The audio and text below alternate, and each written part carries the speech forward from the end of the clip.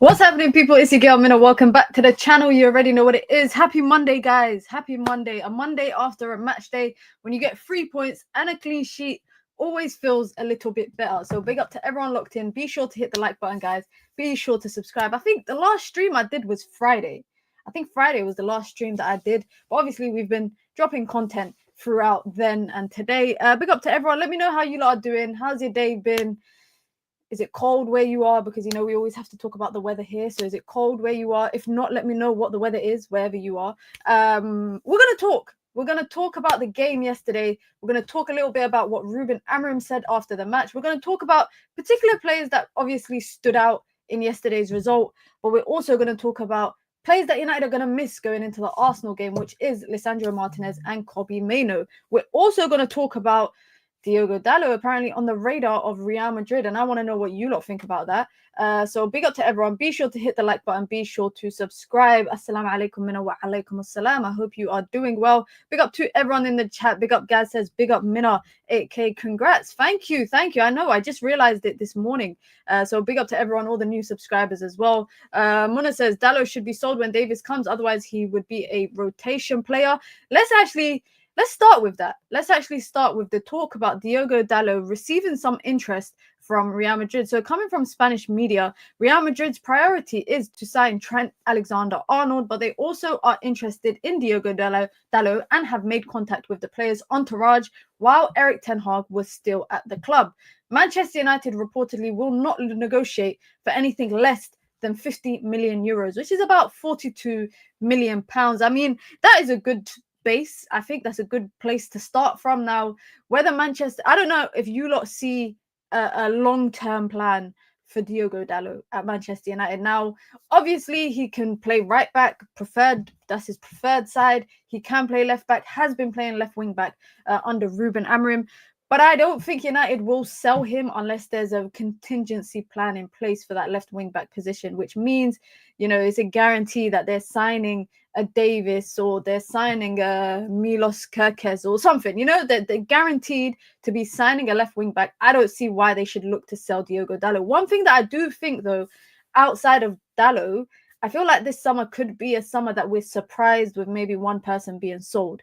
I don't know who it could be. There's quite a few names on my radar, but I definitely think this summer United might look to cash in on some of the players that are in the team right now. Because let's be honest, the squad isn't up to the level of what Ruben Amorim wants it to be. And, you know, Man United need to buy a couple of players to kind of get into the motions of what Ruben Amorim wants United to do.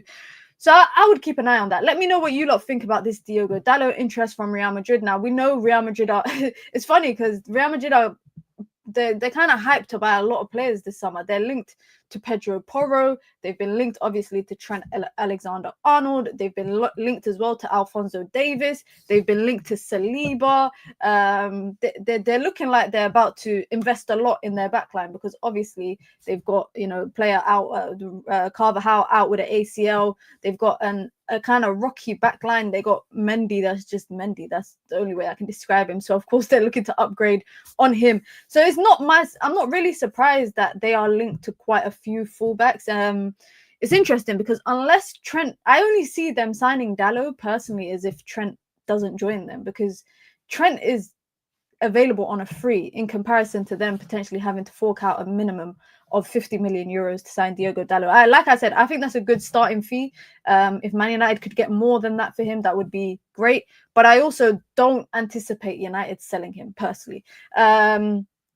I don't think we should sell Dalot. He's been playing consistent fast. He's not playing at his best at the moment, but I think people should give him a break. I don't know if the transfer rumor is because he's not playing great at the moment. I just think he's a sellable asset for Manchester United right now. And obviously, like he's a consistent player when he's playing good. He's a young player. So, you know, he's an asset. He's a tangible asset that you can cash in on. You look at the team that Manchester United have right now, and there's not really, I was saying this when I was on Sky Sports, there's not really many sellable assets that you can get at least 50 million to. Like, there's not a lot of players that United could get a minimum of 50 million for right now. There's only probably, I would say, like a handful at best. So I understand why they could look to cash in on a player like Diogo Dalot. Now, out of all the other players, is it likely that he might be Young? Yeah, he's young. He's 25 years old. That is young. That 25 to me, you haven't even reached your peak yet. I feel like the world of football has made everyone think that in order to be classed as young, you have to be like 20, 19. 25 is still young in football age, because if someone buys you today and you're 25 years old, you probably haven't even reached your peak. So they're buying you pre-peak, especially like a player like Dalot. Dalot's probably entering his peak in the next year or so. So that's why I say he is a young, tangible asset. If someone is genuinely going to bid 50 million euros, come collect. Yeah, I feel like there's some prices that United can't walk away from. Sell Dalot if we can and replace. I think personally, I think the only reason why he is on, like, I feel like the only reason why this news is popping up is because number one, Real Madrid need a fullback, and that's no secret.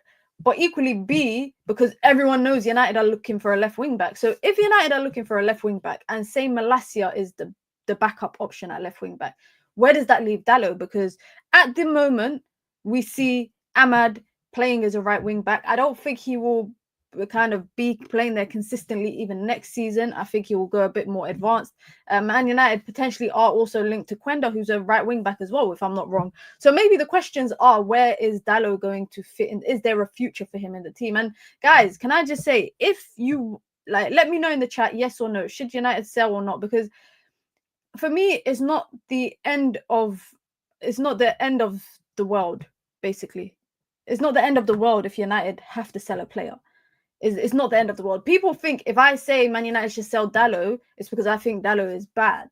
I don't think that's not me saying Dalot is bad. It's just the right time for Man United to cash in on him. And the same if I was to say United should sell Rashford.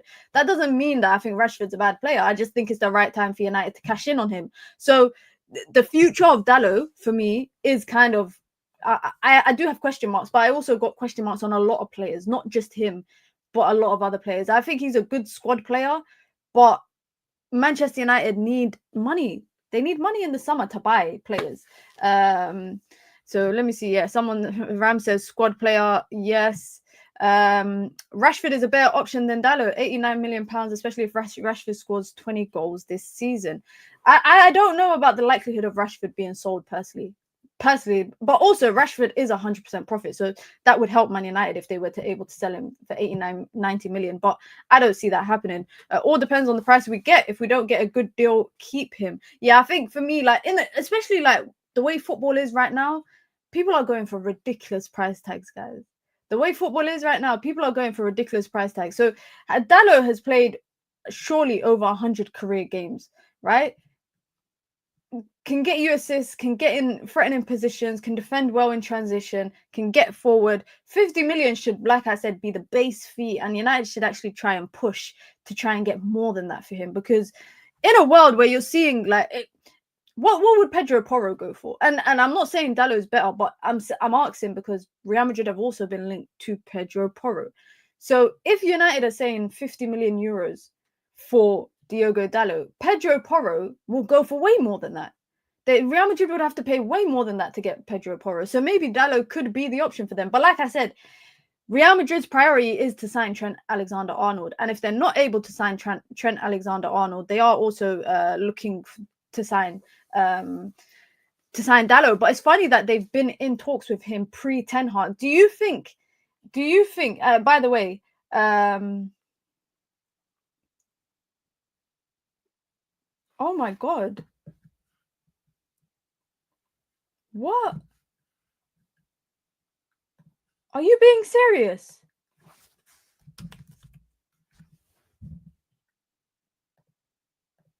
Are you actually being serious? Because we follow each other and we always DM each other.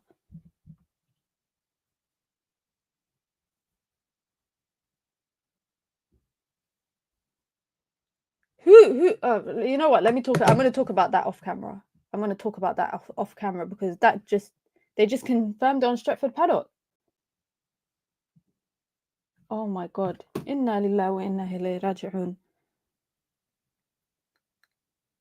That is, oh my God, that is terrible news. Oh my God, that caught me off.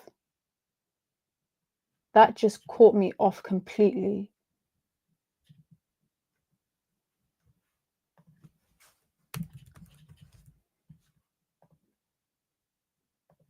I don't know if you, I'm sure a lot, if you watch Stretford Paddock, you would know Abdul. But I knew him from outside of the Stretford Paddock. I didn't even know that he was, but I only found out he was part of the Stretford Paddock a lot after. Where did they mention it? At the beginning of their video or the end of the video?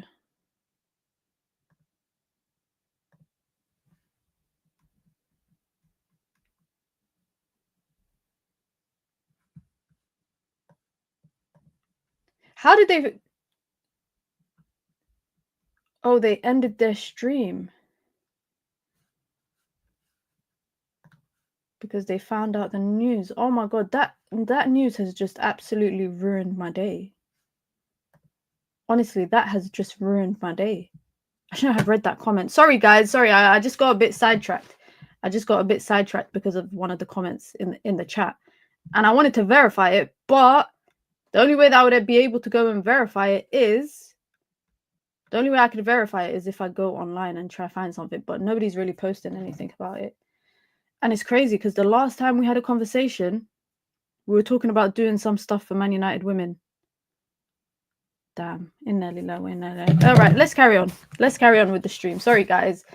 Sorry about that. Let's get back to it. Yusuf says, Dalot to Madrid, I'm all right with it if we invest the money on new wing backs.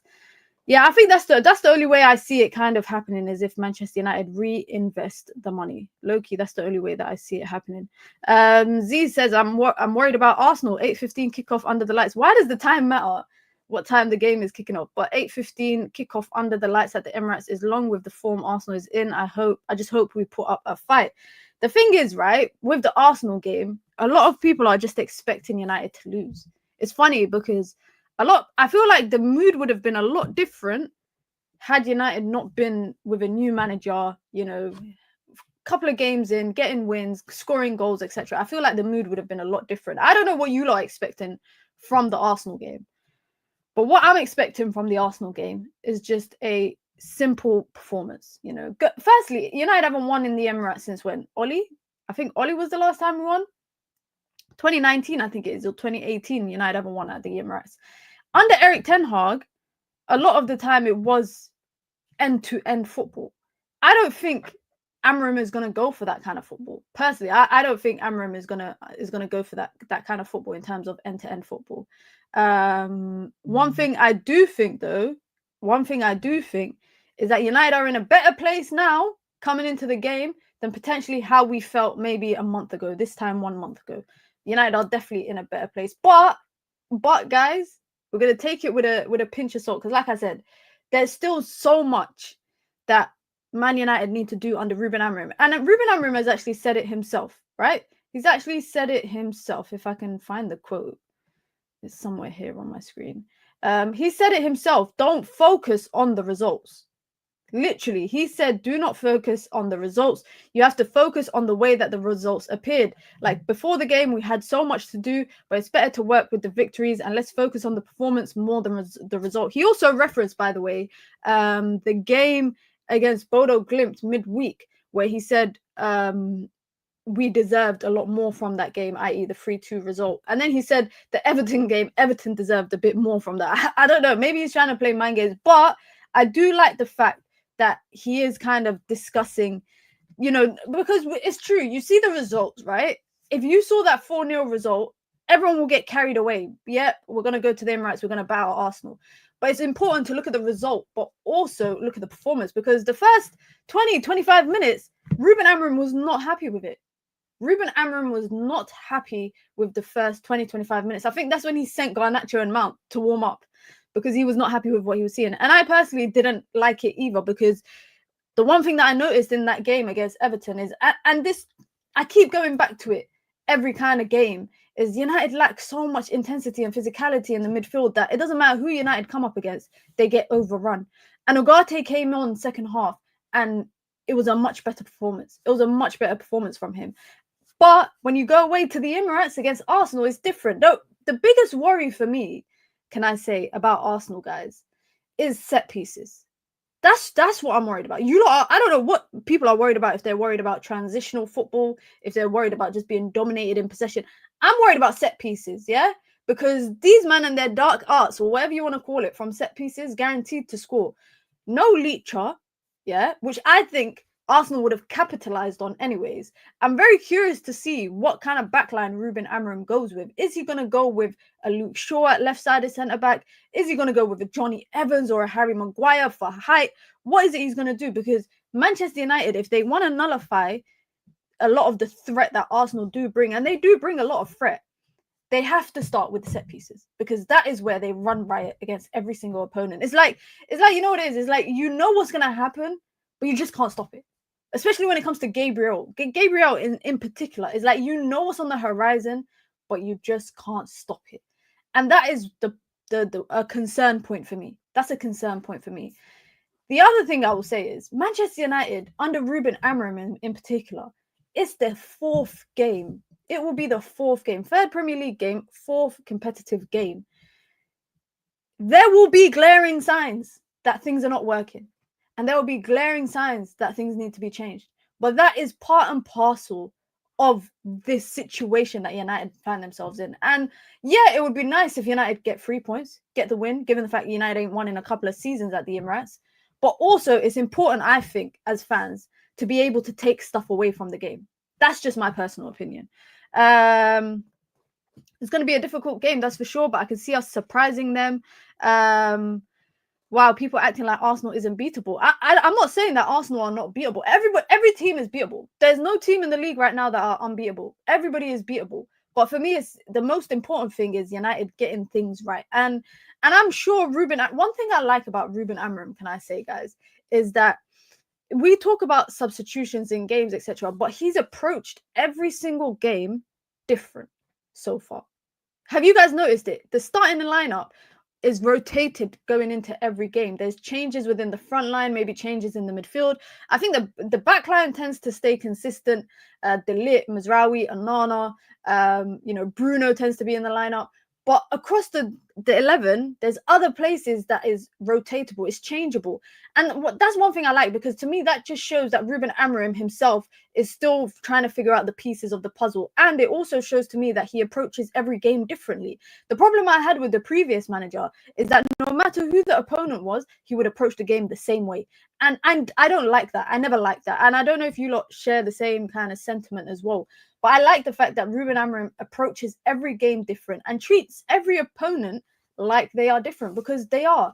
If you can't, it's impossible, I think, it's like having a Mercedes key, a car key, and trying to put it into like a Nissan. It's not going to work. You need to have different approaches for everything.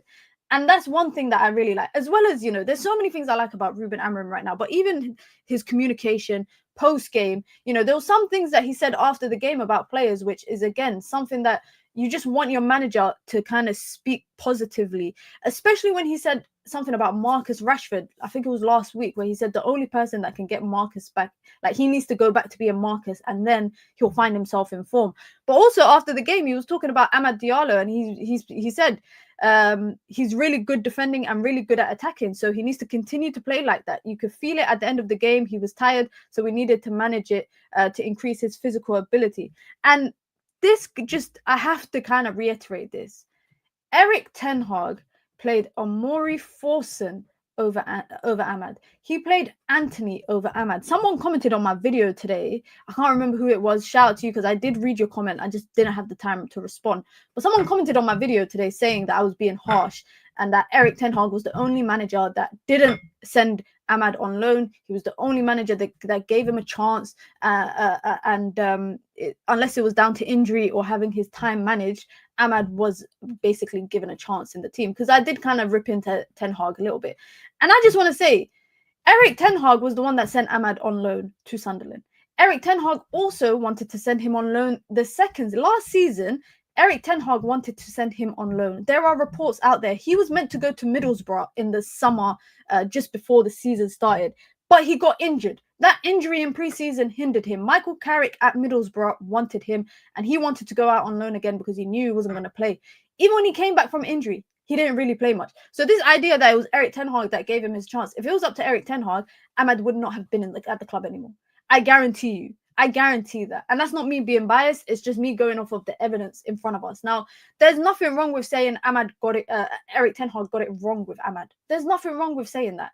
But this is kind of another thing, is that when Erik Ten Hag was, the last couple months of his tenure, especially like towards the end of last season, he was sitting and talking about practice, like training. He was talking about training in his press conferences, saying that Anthony got the chance to come on ahead of Ahmad because he's training better. And that is where, for me, it just showed that Erik Ten Hag, maybe Ahmad wasn't his cup of tea. But I genuinely feel like Man United have been robbed of a player in Ahmad, and we've only got the opportunity to reap the benefits a lot, later than what we should have. I think it was clear as day last season that he should have been starting. I mean, Ahmad's got 5 assists in the Premier League. 5. I think he's in the top 5 for assists. I think it's only Cole Palmer, Saka, Salah, and I think they are the only people that got more assists than him. Bruno and Ahmad both on 5 assists, which people are not talking about. And when did all these assists start to come? In the last 4 games, the last 5 games. Life after Erik Ten Hag has a lot more players scoring. It has a lot more players creating. And I don't want this to turn into like a session where I'm just ripping into Erik Ten Hag. But back to Ruben Amorim and what I kind of like about him. And speaking after the game, he was talking about Joshua Zirkzee, for example. And Zirkzee is a guy that, I already said it. I felt like people were being way too harsh on Joshua Zirkzee. I said this last week. I've been saying this on the new pod that I have with KG. I've been saying it on Saeed's pod. People have been too harsh on Joshua Zirkzee. Joshua Zirkzee, and I've been saying it since we signed him, he wasn't my preference in terms of signings for strikers, but I understood the vision in terms of what value he could add, especially a team that have runners off of him. He would be able to, he'll be able to be utilized.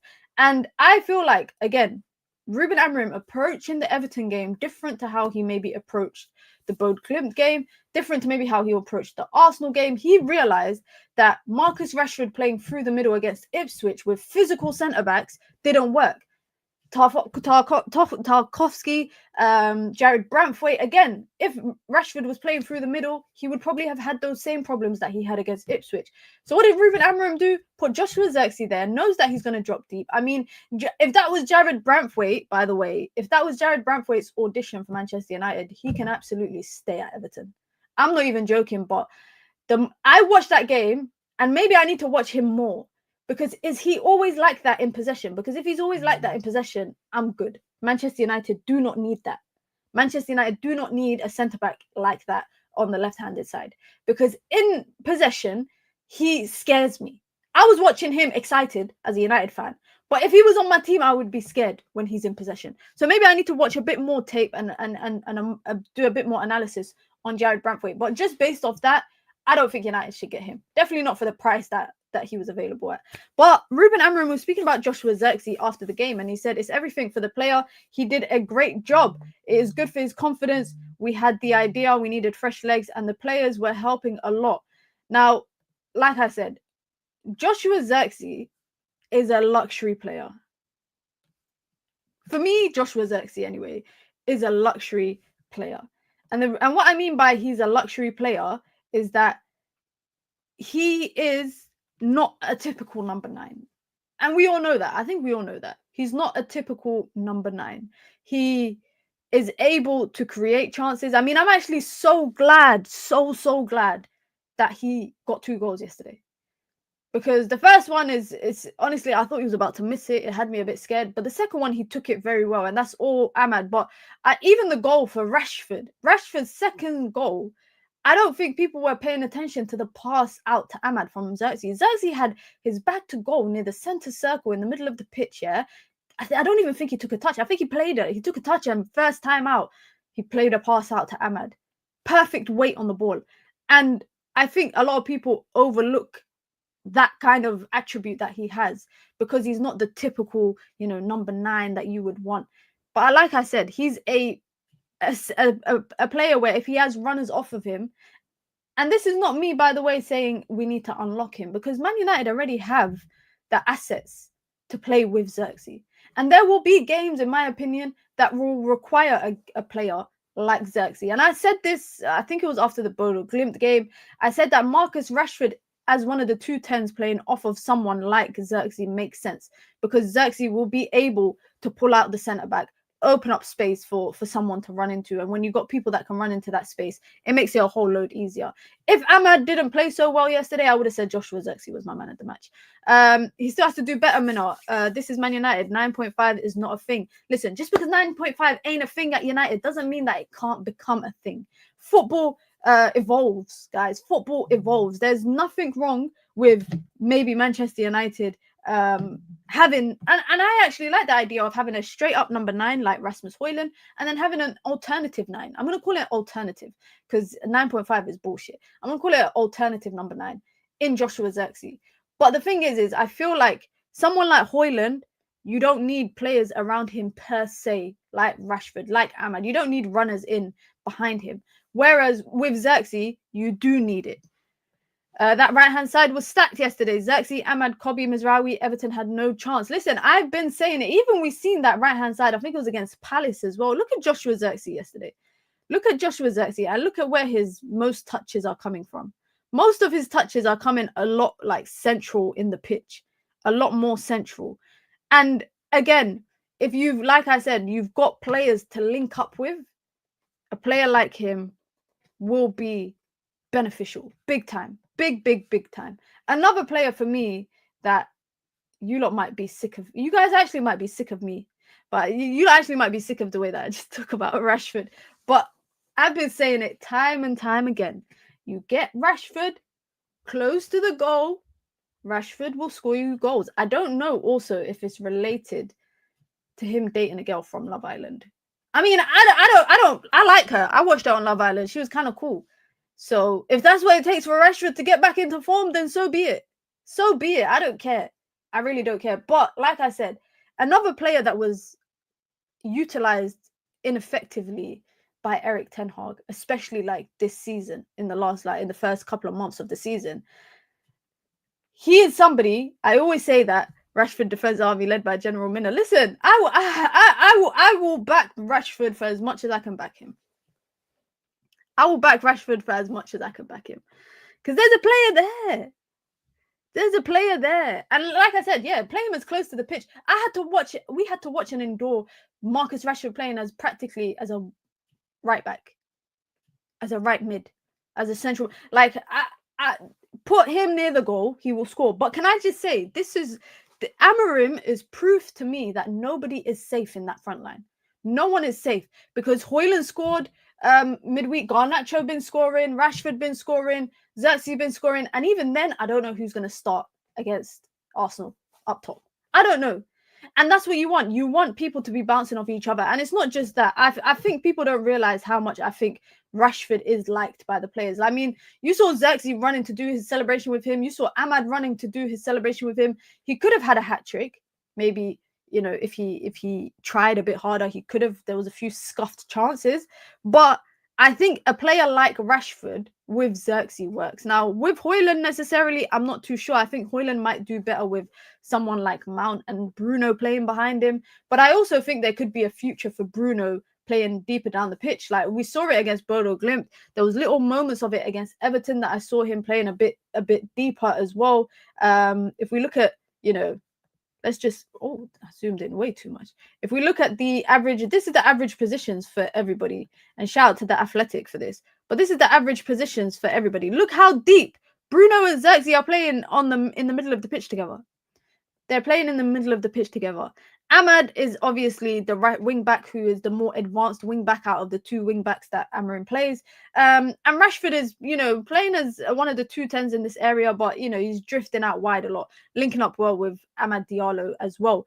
But look at Bruno. Bruno is, I think, going to play a lot deeper under Amorim. And that is necessarily not going to be a bad thing. I think, like, for example, I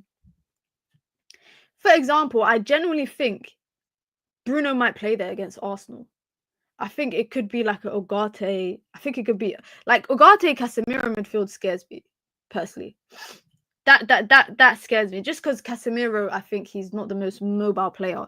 I just don't think he's the most mobile player. So coming up against who do Arsenal play in the middle? Declan Rice, Thomas Partey. I don't even know who do they play in the middle. Yeah, one of them too. Bruno could play in that middle role. Now, my only concern, and maybe I'll talk about it tomorrow in the preview stream, my big concern for United is if we play with a back three and the back three get tight to the 10s, that worries me. That worries me because you know how good Odegaard is.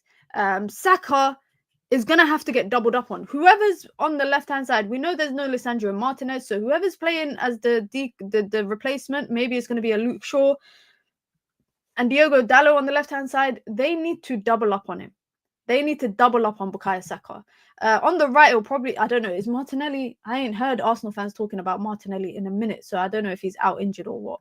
Rashford just isn't good enough at top level. He will always be inconsistent, not good enough if you want to win titles. Okay, let me ask you guys a question then, because I know a lot of people share this sentiment about Marcus Rashford, and let me know if you agree or not. But saying he's not good enough, he's like I think he's 8 goals off of being in United's top 10 all-time goal scoring list. I think he's a couple of assists as well off from being in United's top 5 most assists. He's never going to catch Wayne Rooney for most goals scored, but you don't just get to them levels by being shit, guys. Let's be honest. Marcus Rashford, the idea that he's inconsistent, I think has become a factor over the last year or two. I don't think he's inconsistent, but I don't think he's consistent. I think there should be a middle point between inconsistent and consistent because, yeah, I hope that makes sense. I don't think he does it irregularly enough to be called inconsistent, but I don't think he does it regularly enough to be consistent. But can I just say, you are not like Manchester United this season. I'm big on Marcus Rashford playing this season because Man United need goals. You need to play the people that score goals. Like, that's it. But if United go on to sell him in the summer, it's not the end of the world, guys. It's not the end of the world. United will find new pieces to replace him with. The only reason I've said that I could see him being sold in the summer is because A, he's an asset United can use 100% profit, but also with that, he might not be the guy that fits into the Amorim system. Right now, it's working, right? Right now, it's working, but there's no guarantee, in my opinion, that he has that 10 role locked down consistently. And right now, I think Ruben Amorim is just figuring it out with the players, trying to understand who works in what position, etc., etc. But I do think that even with Garnacho, sometimes I'm like, I don't know if there's a future for Garnacho in the Amorim system. It's working now, but who's to say it's gonna work for the next year or two? There's no guarantee, if you guys know what I mean. There's a lot you lot disagree with me. He produces, but just not enough. Rashford could get 30 goals this season. I can't remember who I made a deal with in the chat that if he gets 25 goals in all competitions, someone's going to send me $100 super chat. I can't remember who it was, but it's somewhere in my clips. I definitely clipped it and I saved it on my laptop, but I just can't remember who it was. So I hope he scores that, not just because United need the goals, but I need the $100. I don't know if he'll remain inconsistent, but he has been. Definitely he has been over the last couple of seasons. It's not been easy. He's on 5 already. Another 20 is possible. I don't know, I don't know. I mean, the fact that he scored 3 goals in 3 games under Ruben Amorim, and apparently in the last 23 games, he scored 3 goals. So that says a lot. But equally with saying that, I feel like Marcus Rashford, yeah, sometimes a part of me wants him to leave because it's no secret, I'm a fan of Marcus Rashford. But sometimes I'm like, maybe a new start is better for him and it's better for the club. Because no matter what, I feel like if it doesn't work out with Ruben Amorim and Rashford is still here, he will get the blame for it. Sometimes it's just, I feel like it's just better for both parties to just part ways and just have a fresh start. It's like, when you're in a relationship and you still love the person, but you realize it's just better if you move on. It's like that.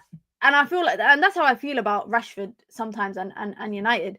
You look at the market and think, well, if Rashford goes for 80, 90, 100 million, say, hypothetically speaking, guys, don't kill me for saying that, yeah? But if he goes for 80, 90, 100 million, United can reinvest that and go and buy who? I've seen us being linked to Kvaratskhelia, I think his name is. I hope I pronounced it right. At Napoli. We're getting 25, 30 million max for Rashford. That's harsh. That's a bit harsh. That I do feel like that's a bit harsh. I do think that's a little bit harsh, but I don't think Rashford is as bad as people make it out to be.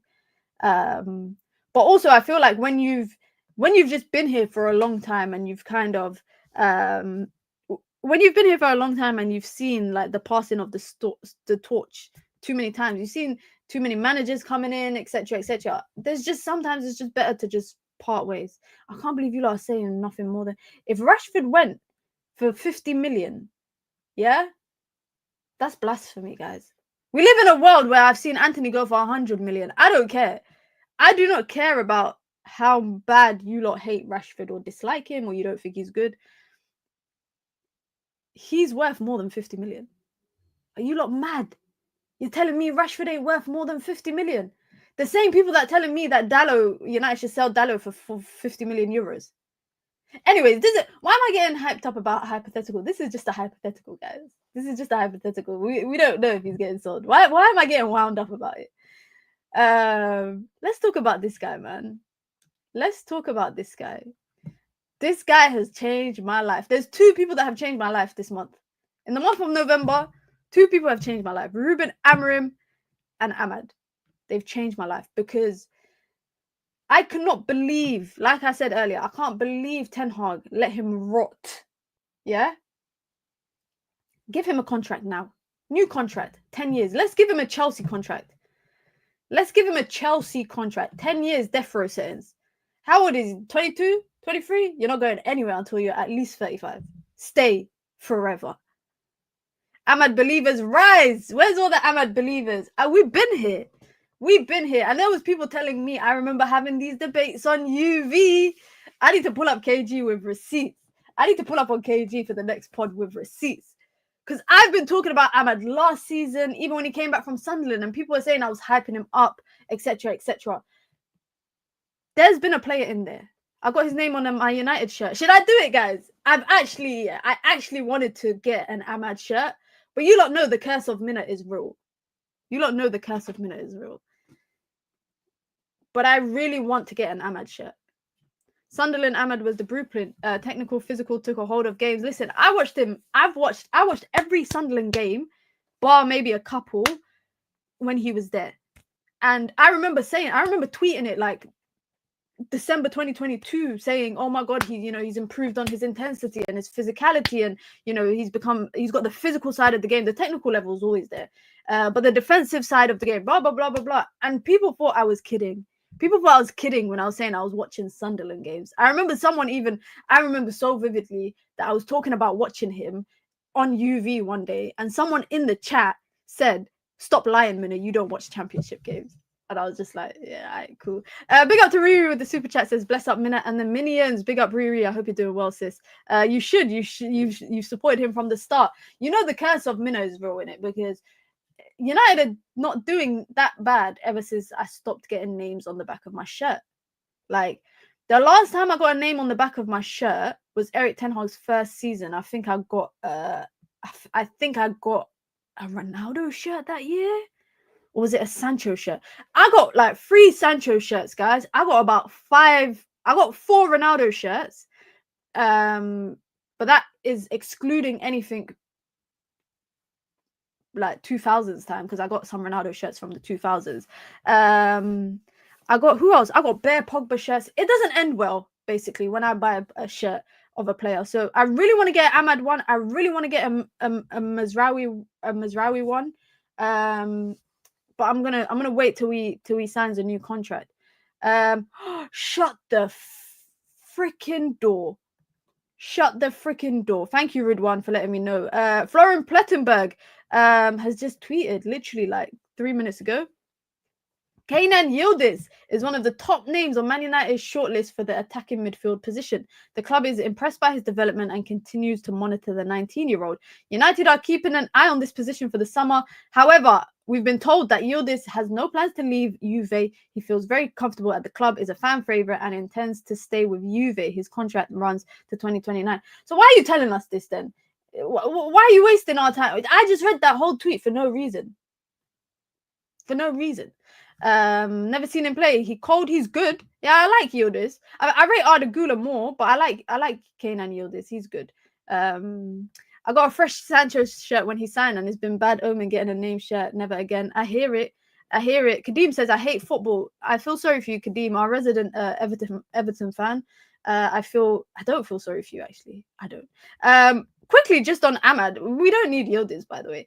But quickly on Ahmad. New contract. United are reportedly in talks, and Ruben Amorim is set to sit down to have talks with him about a new contract. How much are we saying, guys? How much is reasonable for him?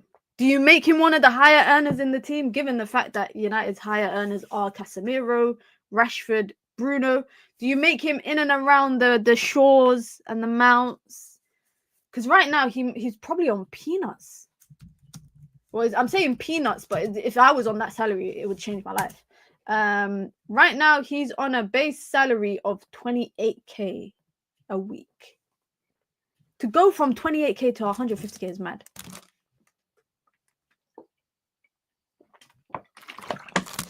You lot are all saying 100 or 150.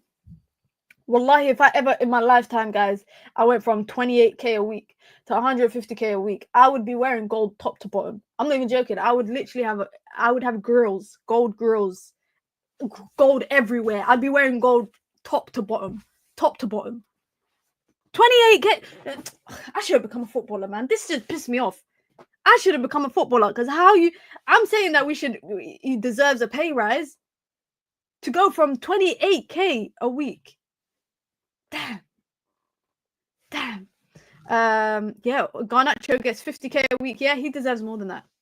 Dalot and Højlund make 85k a week. Yeah, I would say put him on around 100. Don't think the ladies are on that. Nah, they're not. The ladies don't make nothing. They don't make nothing. They make more money, I think, is like from sponsorships, because the highest paid female player in the WSL is Sam Kerr, and I don't even think she earns that much in the year. I think she's on like 300k in the year. Let me double check. Oh no, I lied. Where the hell did I just get that number from? She earns about 2-ish million a year. But that is her Chelsea contract and endorsements. So if I was to see what she gets from just Chelsea alone, I don't even think it's that much. She gets 60. No, she doesn't make that much.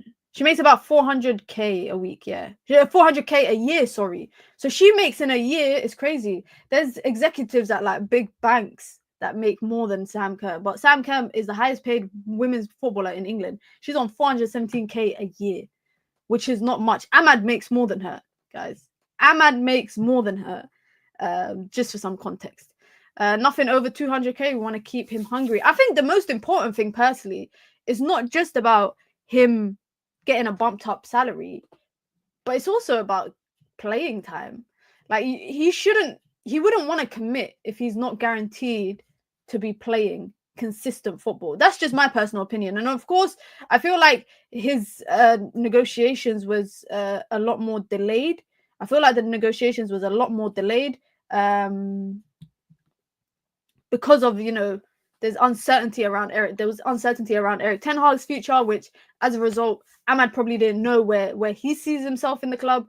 But now that he's become I would say an integral part of Amorim's system, and yes, he's playing right wing back, and I know a lot of people don't like to see him play right wing back, but I actually like it.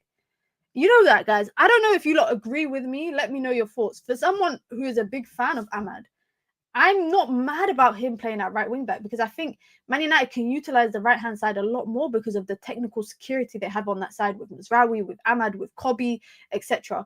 But it's also because he's a very intense player. Like, he's able to get up and down the pitch. He was doing this at Sunderland, even though at Sunderland he was playing right wing, he was getting back a lot and he was doing defensive duties a lot. So I know he can get up and down. My only worry is any kind of defensive mishaps that might come from that side, because he's not tracking back or etc. We saw, I think it happened with the first goal against Bo Glimt, and Anthony was playing at right wing back. So we saw that kind of moment of lapse where he doesn't track back and Mazraoui gets caught out and whatnot. But I like Ahmad at thing. I think he's a product of circumstances right now at Manchester United.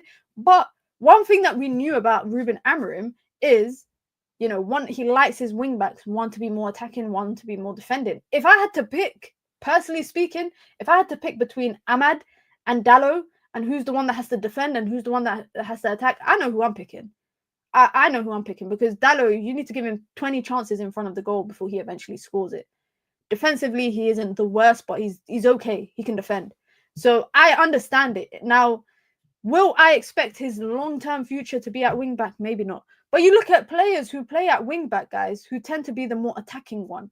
Look at Frimpong, who's a right wing-back and he's known for his ability to get forward for Bayer Leverkusen, and he's deemed more as a winger sometimes than being a wing-back, because he's just that much more advanced. And then you got Grimaldo on the other side, who can get forward and get back as well. So at the moment, like I said, he's a product of his circumstances. I don't see the long term there for him. And I also think there's going to be games that require Manchester United to sit and be more defensive. And there's no kind of guarantee that he'll be able to do that consistently, because he's like, as much as he is a defensive-minded player, whose attacking attributes absolutely outweigh his defensive one. That right side shouldn't change. Even when Euro is fit, Maz needs to stay at right-sided centre-back. I don't know how he'll look at... I don't know how Mazraoui will look at right wing-back. But one thing about Mazraoui is I can't write him off, because the guy performs everywhere. Put him in goal, he'll probably play good. When do you think Euro will be on the bench? I think maybe next week against Forest. Against Forest, maybe. Because the games are just consistent, guys. Like, I just realized today, we played Sunday, we're playing on Wednesday, then we're playing Saturday evening, and then we're playing again midweek against Spurs, I think. No, I just made that up. We're not playing Spurs until way after that. We're playing Spurs after City, I think. But I know we're playing someone midweek. Oh, we're playing Europa League. There you go. So look at this, guys. The games are it's about every 3 to 4 days United are playing. At least, so we got Arsenal on Wednesday, Forest on Saturday. At least Saturday we got Forest, and then Thursday we play. But then the downside to that is we play City on Sunday. So that's a quick turnaround. And then we play Tottenham again every couple of days. It's literally like rotation. Like, the games are coming quick, and Euro will have to come off the bench, I think, at some point. Like, I don't want United to throw Euro in like we did Kobe. If you guys know what I mean. Kobe came back from injury and was just thrown into starting against Everton. Of course, it was a couple of games after. Like, he was training for a bit before he eventually came in. But, he was able to, start a game immediately. It wasn't even the best of performances from him. It was an okay performance.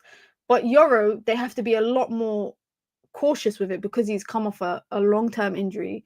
And he hasn't actually played a lick of football since pre-season. So they do definitely have to be patient with that.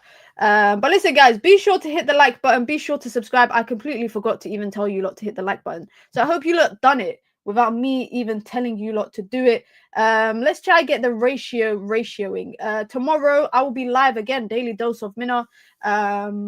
Where we'll talk about the Arsenal game, because Arsenal game is at 8 o'clock, I think, on Wednesday. So we'll do a Daily Dose of Mina tomorrow as well, where we talk about the game and obviously all Manchester United news. In about 10 or so minutes, 9 minutes, we'll be live Straight Jacket podcasts every Monday, you know it. So this will redirect you to Saeed's channel. So big up to everyone. Listen, guys, be sure to hit the like button. Be sure to subscribe as well. Follow me on all platforms. You see it right here. All my socials are the same. I post on all platforms as well if I'm not posting here. Big up to everyone as well as the new subscribers. And if there's anything between now and tomorrow, obviously, I will be live. But until then, guys, I hope to catch you lot on the Straight Jacket podcast and hopefully catch you all tomorrow here on the channel. I'm out, guys. Have a good one. Peace.